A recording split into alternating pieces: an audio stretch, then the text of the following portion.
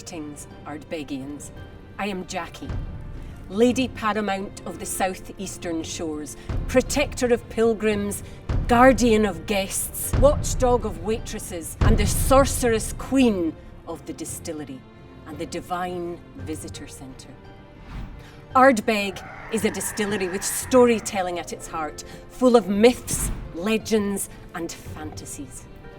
So gather round, listen, and let me spin you a yarn or two.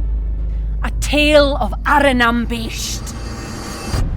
A tale of iterations many, this peculiar story concerns an occurrence so unworldly it'll chill the very marrow of human bones. Let me convey to you the tale of BEIST, meaning shelter of the beast. BEIST was, and still is, an ancient dwelling set beside a bubbling stream that cascades down the hillside from Loch Ugadal, feeding the distillery. Legend has it that some years heretofore, on one particular day, the stream slowed and by dusk had ceased and was no more than a trickle. 3 brave souls from the distillery's night shift ventured forth up the dark hillside in whipping wind and dreich conditions to investigate the blockage.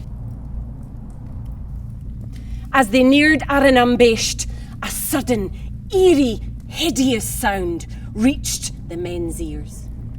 They paused, stopping dead in their tracks.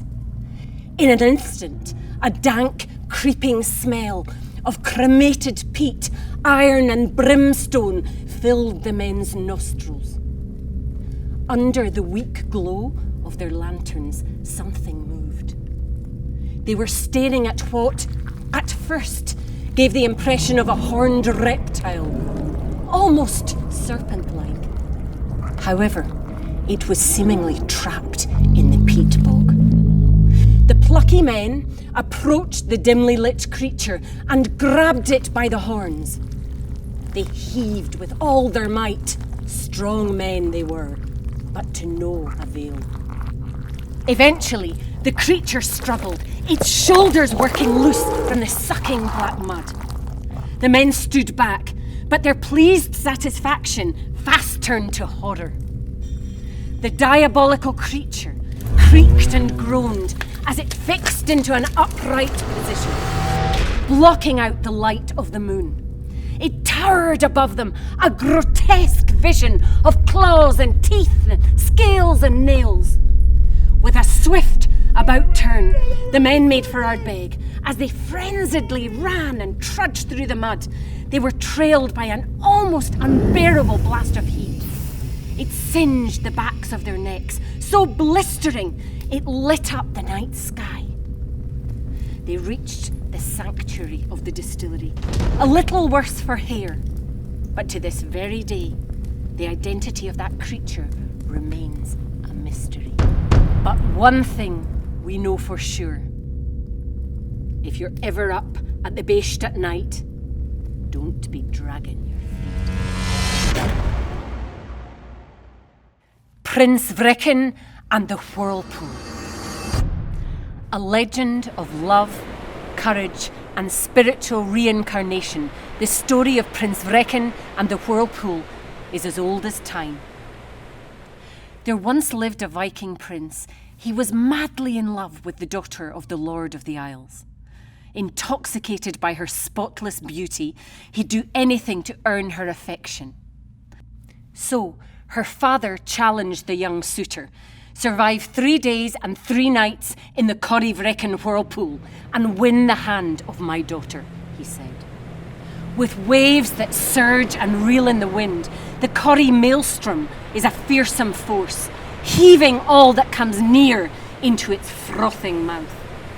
But it was into this perilous tumult the brave prince sailed. On the first 2 nights, the whirlpool rocked and tossed the boat, each of the prince's anchors breaking under the strain. On the final night, the waves climbed, their highest, enveloping the Prince BRECKAN and his boat and condemning him to into a watery grave. Or so it was thought. Down into the inky blackness the young prince sank, but an ancient goddess who guards the whirlpool stole him as her own. And it was she who chose life for Prince BRECKAN. For centuries he lay peacefully in wait, set only to return to dry land in the purest and most powerful form. A form still unknown to many, but to taste the swirling aromas in Ardbeg BRECKAN is to believe that Prince BRECKAN has indeed come back, bottled.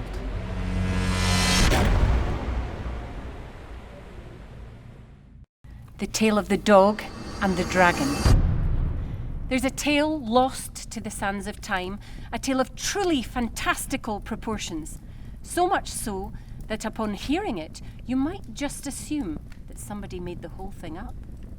For centuries, folk here have told a great many legends of heroes and dragons on the island, but we at Ardbeg were instilled with our own, wholly true and definitely not fictitious dragon tale.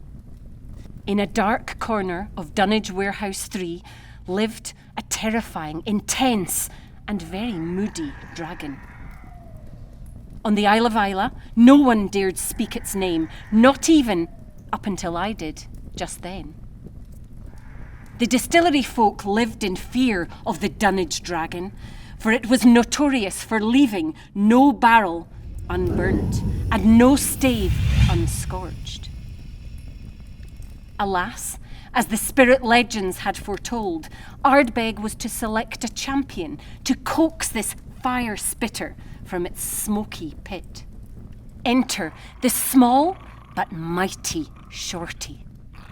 Outfitted with armour, forged, struck and crafted by the island's local farrier, Shorty and the BEIST met in the middle of the peat bogs, where after a long and lengthy, arduous battle, trading barks and bellows, they agreed a truce. With a handshake between paw and claw, the battle culminated with an inspired decision. In a peaty pact that would alter the course of Ardbeg's destiny, they agreed to put the dragon's cask-charring capabilities to great use. Matured and thoroughly toasted Ardbeg American oak casks, they say Ardbeg Scorch is the delicious consequence of the distillery's flavour-breathing dragon. Time for a dram.